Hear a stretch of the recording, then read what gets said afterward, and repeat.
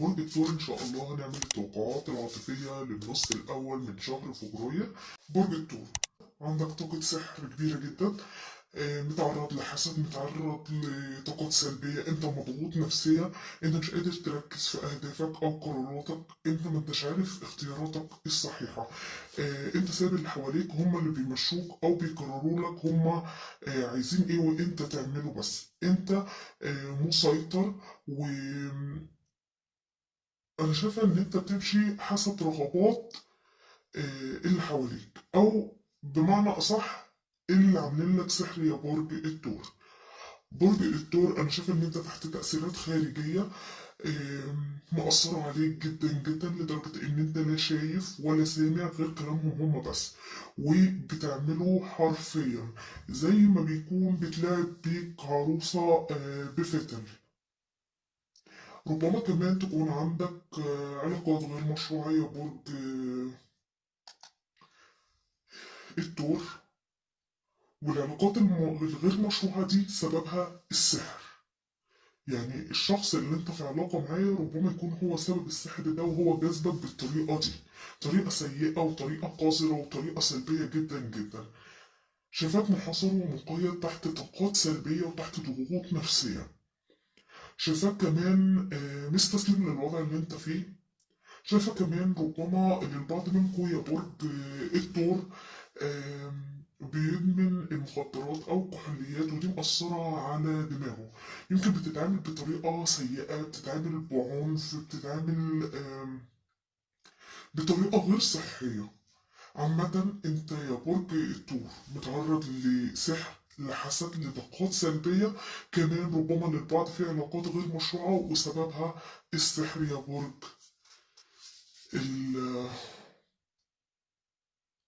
الثور. على فكرة انت طاقتك وصلتني جدا جدا لدرجة ان انا ما بقتش قادر اتكلم. إيه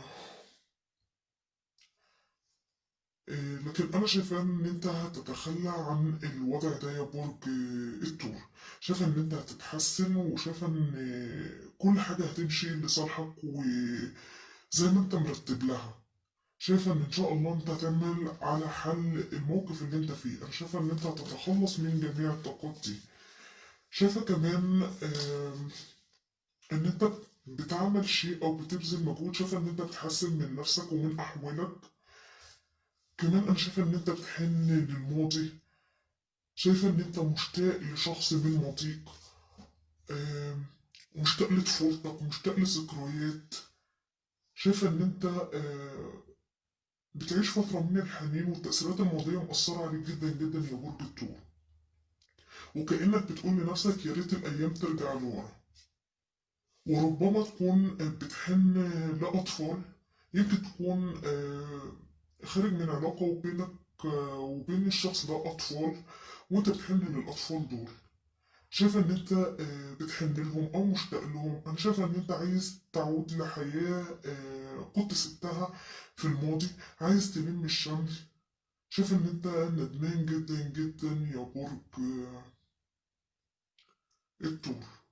أنا شايف إن أنت بتستعيد ذكرياتك وبتفتكر الشخص ده. شايف كمان ربما يكون في مشاكل قضائية ما بينك وما بين الشخص ده بسبب الأطفال، ويمكن الوضع ده بيسيء للأطفال نفسهم يا برج الثور. طيب خلينا نشوف طاقة شريكك يا برج الثور. بالنسبة لطاقة شريكك أنا شايفة إن هو بيدافع عن معتقداته. شايفة إن هو بيحارب كل شيء هو مقتنع بيه، وهو شيء صحيح بالنسبة له. هو بيدافع عن كل شيء هو شايفه من وجهة نظره صح. شايفة ان هو عايز يحميك، عايز يدافع عنك يا برج الثور. شايفة ان هو قادم بكل عزم وبكل تحدي. يمكن يكون واقف وقفة معارضة، لكن هو عنده القدرة على التحمل. هو شايف ان هو متمسك لوحده بالعلاقة. شايفة ان هو كأنه ماشي على الطريق السريع. هو بيحاول يحافظ على سيطرته، بيحاول يظهر بالقوة. ان يكون عنده إرادة قوية، ولكن انا شايفة ان هو تحت هجوم شديد، يمكن بيتعرض للوم، للمقاومة، ولكن هو مازال قادر يسيطر على نفسه ويقاوم يا برج الثور. كمان بظهور بطاقة الفور بنتكل، فأنا شايفة إن الشخص ده بيعمل عمل بجدية. شايفة إن هو مازال متمسك آه، هو يمكن يكون متمسك بيك، ولكن أنا شايفاه كمان متمسك بالممتلكات. لو في ممتلكات ما بينك وما بينه، هو مازال متمسك بيها، أو متمسك بحقوقه منك يا برج الثور. لو هو الشخص ده ليه حق عندك وبيعتبر ان ده حقه وملكه، حتى لو هو انت شخصيا يا برج الثور وهو بيعتبرك ملكه وبيحبك حب سيطرة او حب تملك، فالشخص ده متمسك بيك. شايف ان الشخص ده في عزلة، عامل لنفسه حدود، حافظ نفسه، ما عندوش انفتاح. لكن انا شايفه كمان ان في قضايا ما بينكم، قضايا كبيره جدا جدا وعميقه. لكن بظهور بطاقة الكينج بنتكل، فأنا شايفة إن الشخص ده أصبح شخص ناضج. شايفة إن هو يمكن يكون رجل أعمال، هو عامة شخص ثري، أو على الأقل عنده استقرار مالي. أنا شايفة إن هو بيحسن من نفسه يا برج الثور. هو شخص مش مجازف، شخص في مكانة مزدهرة، مكانة عالية. شايفة إن هو في وضع مستقر، يعني بيشعر بالأمان، ولكن هو واخد حذره ودقيق جدا في التعامل. شخص مخلص، شخص يمكن الاعتماد عليه، شخص داعم بيحب يشجع الغير، شخص محافظ بيحب يوصل لأهدافه. لما بيكون عنده هدف بيفضل مركز عليه لحد ما يحققه. شايف إن هو بيعمل بجدية وبيبذل مجهود كبير في عمله وبيحصل على مكافآت من عمله ده. ده بالنسبة لطاقة شريكك. طب خلينا نشوف مشاعرك انت تجاهه يا برج الثور. بالنسبة لمشاعرك انت تجاهه يا برج الثور، انا شايف يا برج الثور ان انت خدعته، كدبت عليه، اتعاملت معاه بخداع، بسلوك مخادع، غشيته، سرقت منه، اتعاملت معاه بأسوأ الطرق. كنت بتوقعه في مكايد، كنت بتتعامل معاه أو بتوصله لطرق محفوفة بالمخاطر. كان سلوكك خطير جدا معاه في التعامل، كنت بتعامله كعدو مش كحبيب. كنت بتتجسس عليه، بتتعامل معاه بقلة ضمير، وانت عندك استراتيجية كده فيها حيل، فيها مرونة. كل ما كان بيجي يكشفك كنت بتهرب من كشف الحقيقة، وده اللي كان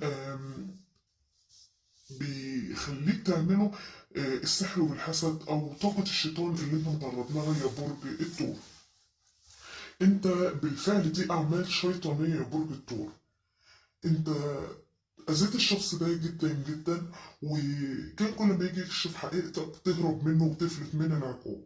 كنت بتقدر تتكيف على اي وضع، وكان عندك شجاعة وجرأة. كنت قادر ان انت تتلاعب بعقل الشخص ده، كنت بتتعامل معاه بمكر وخبث.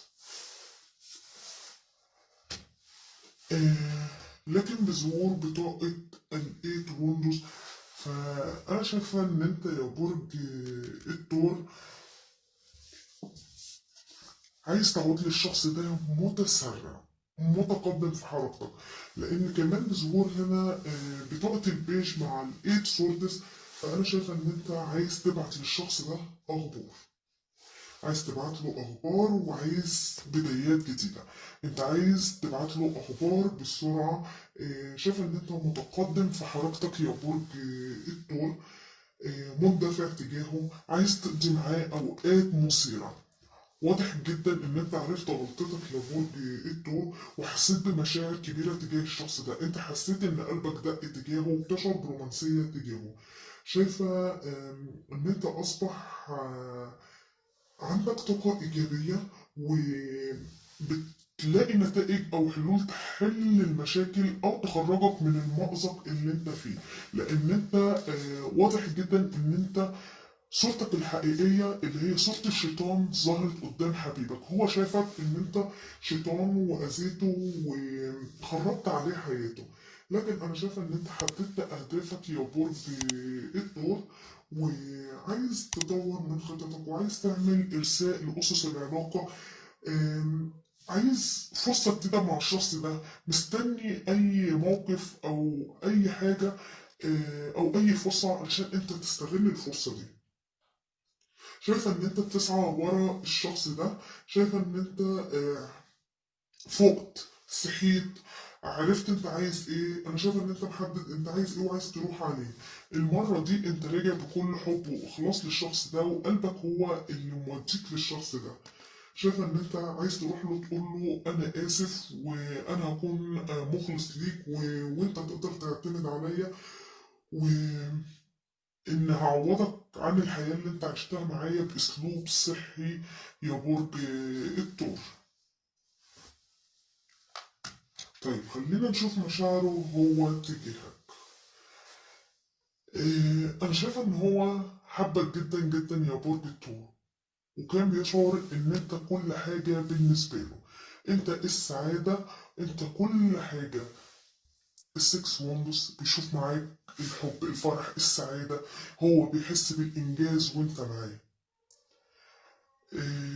كمان التين كابس فهي بتعني إن هو بيشوفك حياته كلها، كل حاجة في الحياة حلوة هي أنت.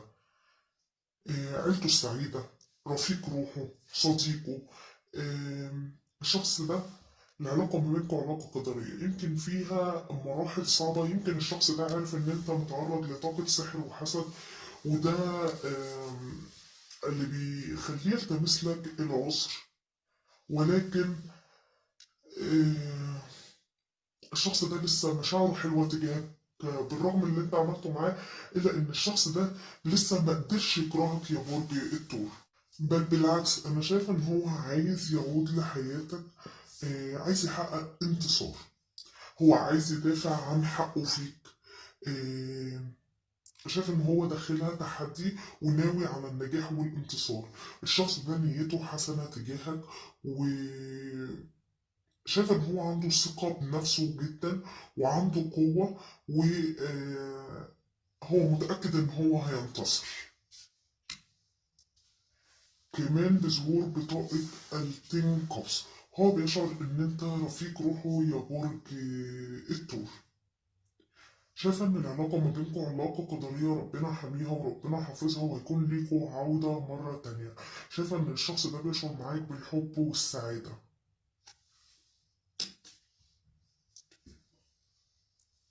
إيه،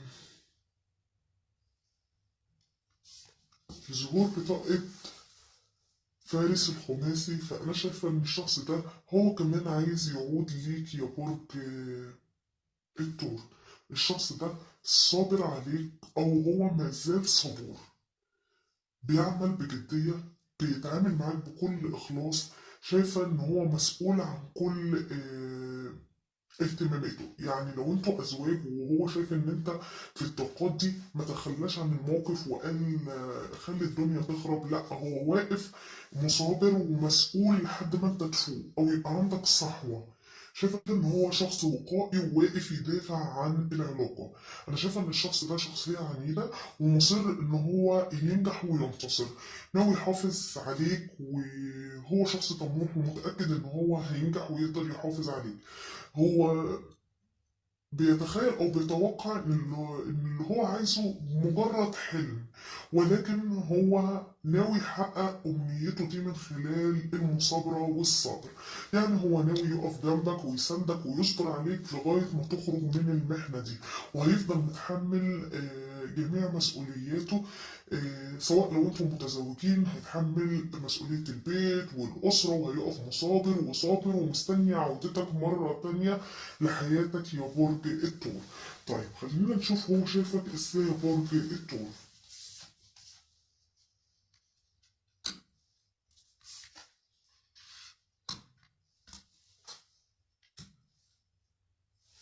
هو شايف ان انت كنت شخص سلبي واتمسكت بالسلبيات وما قدرتش تتحمل الوضع، وقررت ان انت تهرب يا برج الثور. يمكن سافرت، هربت، كنت بتحاول تتغلب على المشقة اللي انت بتعيشها لكن ما قدرتش. وربما تكون هربت مع شخص آخر، والشخص ده هي العلاقة الغير مشروعة. أنا بقول كل الأحوال لأن ظاهر هنا في علاقة غير مشروعة وسببها السحر يا برج الثور. يمكن أنت هربت مع الشخص ده ولكن مش في وعيك الكامل، ولكن أنت كنت متمسك بالسلبية. لكن أنا شايفة إن أنت ابتديت تهدى، وأنت شخص روحاني وشخص حساس، وابتديت ان انت تستشعر احساسك ده وروحانياتك، وده اللي هيخليك تبقى اكتر هدوءا وهتشعر من الطاقات اللي انت فيها، وهتقدر تتقدم للمضي قدما. شايفة ان انت هتحصل على الهدوء ما بعد العاصفة. العاصفة دي انت اللي عاملها يا برج الثور، بس مش بإرادتك، علشان ما نكونش ظالمينك، مش بإرادتك. بطاقة الديفل دي من أقصر المعاني، لأنها بتعني إن الشخص ده مسيطر وملعوب بيه، زي ما قلت لك، زي اللعبة أو العروسة اللي بتبقى في فتلة اللي إحنا بنحركها واللي بنبقى متحكمين فيها كل التحكم. هو شايف إن أنت شخص روحاني يا برج الثور، وشخص ناضج وشخص حساس. هو شايف إن أنت شخص مخلص ومش شخص سيء. آه، كمان هو لو انت امرأة فهو شايفك أم جيدة.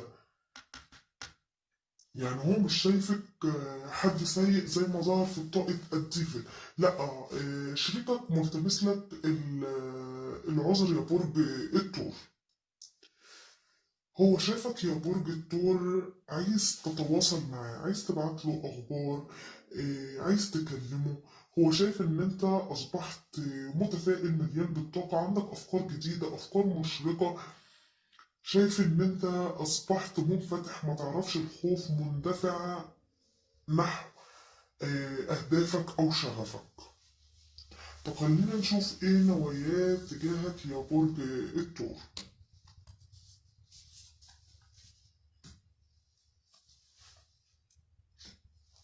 بالنسبة لنوايات تجاهك انت يا برج الثور، انا شايفة ان الشخص ده في وحدة، بيبحث عن نفسه، تعب من كتر الانتظار، مش عارف آخرة الموقف اللي هو فيه ده هيكون إيه. شايف إن هو بيبحث عن التنوير الروحي، قاعد يتأمل، قاعد يفكر، بيحاول يعني تقدر كده تقول بيحاول يستعين بالتوجيهات الداخلية. أنا شايف إن الشخص ده بيدخل فترة من البحث عن النفس، أو بيتأمل نفسه ذاتيا. هو محتاج إن هو يقعد لوحده علشان يفهم نفسه أكتر، أو إن هو يكتشف روحه الحقيقية، أو يفكر في وجودك أنت واتجاهك في الحياة، أو بيقيمك يا برج الثور. كمان أنا شايف إن هو عازل نفسه أو منسحب من أجل التعافي. هو تعب جدا جدا، عايز يتعافى من موقف صعب مر بيه. هو في موقف في حياته مش قادر يتحمل الموقف ده، لكن بيحاول إن هو يستمر ويكمل ويحاول يتعافى. هو بيحاول يلاقي أي شعاع نور يخليه مطمن أو مرتاح. بظهور بطاقة البيج شورتس، فالشخص ده منتظر ان انت تتحسن او تبعت له اي اخبار، لكن اخبارك اتاخرت جدا وما زال صابر. يعني انا شايفه ان الشخص ده او شريكك يا برج الثور عنده طاقه صبر كبيره جدا، ان هو متحملك على الوضع اللي انت فيه وما زال متحمل. لكن هو عنده افكار جديده وعنده خطط جديده، وهو اصبح عنده يقظه. لو في حد بيوقع ما بينكم او يثير المشاكل او متسبب لك في السحر عشان يفرق بينك وبينه، فالشخص ده مش عايز يديله الفرصة دي يا برج الثور. شايف ان هو ناوي يحميك ويحرسك وينصف الحق. شايف ان هو عارف حاجات كتير ولكن ساكت، ما بيتكلمش. لما بيتقال اي حاجة علشان حد يصير جدله ويخليه يتكلم، بيفكر كويس قبل ما يتكلم، ما بقاش ينجذب لأي جدل. شايفة ان الشخص ده بيستخدم عقله، وشايفة ان هو عايز يتواصل معاك، عايز يتكلم معاك بكل صدق بكل صراحة بدون خوف، عايز يحارب الظلم اللي هو واقع عليه، لان انا شايفة ان هو متضرر جدا يا برج الثور. كمان بظهور بطاقة فارس الصولجان، فأنا شايفة يا برج الثور إن الشخص ده عايز يجيلك متسلح مغامر نشيط، حاسس بمشاعر حب دفء إثارة شجاعة. هو عنده ثقة فيك جدا جدا وثقة في نفسه كمان. الشخص ده جايلك بكل تمرد بشجاعة بانفتاح، هو جايلك منفتح الذهن، هو عارف إن أنت اللي بتعمله ده مش بإرادتك، وإن أنت مرغوم عليه، وان في قوه خارجيه هي اللي بتاثر عليك، والشخص ده عايز يجي يقف جنبك وعايز ينجح العلاقه، مش عايز اي حد يحاول يأذيكوا ان هو ينجح، لا هو عايز يقف جنبك ويكمل الشيء اللي بدأه حتى لو هتكون بالنسبه له مخاطره يا برج الثور. طيب خلينا نشوف ايه خطواته القادمه.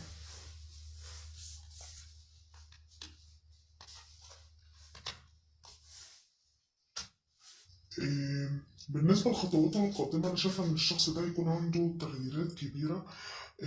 هيغتنم اللحظة، هيقرر إن هو يترك شيء ويوصل لشيء تاني. يمكن يكون غادر الاستسلام والصبر وعايز بقى ياخد خطوة، عايز يحافظ عليك، عايز يدافع عنك. يمكن يكون ابتعد بسبب الظروف اللي انتوا بتمروا بيها، او كان فاقد الامل فيك وسبب براحتك، لكن رجع بكل قوة، رجع متسرع، لا عايز يدافع على حقه فيك. وهو شايف ان في حد بيحاول يأذيكوا انتوا الاتنين، وهو مش عايز الشخص ده او العالم اللي حواليكوا اللي بتحاول تأذيكوا ان هي تفوز وتدمركوا انتوا الاتنين. هو جاي لك بكل حزم مباشرة، جاي لك بكل صدق، جاي يتكلم معاك ومش قادر يصبر اكتر من كده، لان انا شايف ان هو صبر كتير، فهو جاي لك مندفع وغير صبور، جاي لك متمرد بشجاعه، جاي لك طموح ان انتوا تبتدوا بدايه جديده، جاي مجازف ومش عارف هيكون رد فعلك ايه، ولا انت اتحسنت واتخلصت من الطاقات السلبيه ولا لا. هو ما بيفكرش في كل ده، هو بيفكر في المستقبل. هو جاي لك ضد التيار ومش مهم اي حاجه يا برج الثور. انا شايف ان هو كان قرر ان هو يبتعد ويسيبك بقى في حياتك اللي انت اخترتها واللي انت قررتها او اللي انت ارغمت عليها. شايف ان هو بيتراجع مرة تانية. بطاقة قديس، بطاقة الموت. فالشخص ده أنا شايفة إن هو بيتخلى عن النهايات وعايز بداية جديدة. شايفة إن هو حصل له تغيير مفاجئ. قعد يفكر. هو مش عايز إن حياته تتدمر بسبب بعض الأشخاص اللي بيحاولوا يخربوا حياته. لأ هو عايز يفتح نافذة نور لحياتكم مرة تانية، وعايز يكون ليكوا بداية جديدة. هو عايز ياخدك من ايدك وينطلق يا برج الثور لبداية جديدة. بداية في النور، كلها سعادة، كلها فرح، كلها إيجابية، كلها تفاؤل. دي خطواته القادمة. طيب خلينا نشوف يا برج الثور، بطاقات الحب والعاطفة بتقولك ايه. بطاقة الحب والعاطفة بتقولك إن أنت علاقتك في الحياة الماضية هي علاقة جميلة، وإن انتوا قدرتوا تفهموا بعض وتعرفوا بعضكم أكتر من الأول. فانطلق معايا برج الثور، انطلق مع حبيبك. أما بالنسبة لأجوبة الملايكة فهي بتقولك ليك جو اتركهم. تترك مين انت أدرى، يمكن أصحاب السوء، يمكن الأشخاص اللي بيحاولوا يكرهوك في حبيبك أو بيوقعوا بينك وبينه، أو اللي بيحاولوا يسيطروا عليك. أيا كان انت عارف انت دلوقتي محتار انك انت تعود لحبيبك ولا تفضل مع حد تاني. ايا كان انت بتفكر تترك مين، فهنا بطاقة الملايكة بتقولك اتركهم. طبعا انا ما اقدرش افرض لكم الاسئله، لان اكيد افكاركم دي في علم الغيب، وانا يعني ما دخلتش عقولكم، ولكن كمان برج الثور كلكم تفكيركم مش واحد، وكل واحد يعني ليه سؤال معين. ممكن اللي عايز يسيب حبيبه مثلا وعايز يبتدي بداية جديدة مع حد جديد، تمام، انت بتفكر ان انت تترك حبيبك، هنا بتقول لك البطاقه اتركهم. لو انت مصاحب صحاب السوق بيحاولوا يوقعوا ما بينك وما بين حبيبك، وانت دلوقتي عايز ترجع لحبيبك وعايز تتركهم ومتردد، بتقول لك اتركهم. فانت اكتر واحد عارف السؤال اللي بيدور في بالك، وانت عايز تترك مين يا برج الثور. هي هنا اجوبه الملائكه بتقول لك اتركهم. نصيحه الملائكه هنا بتقول لك يا برج الثور ان في ديون عليك. الديون دي قديمة، وهي مسببة لك ثقل كبير في حياتك. فبتقول لك لو انت عليك دين قديم، حاول ان انت تتخلص منه وتدفعه، لان ده هيزول الثقل من على قلبك.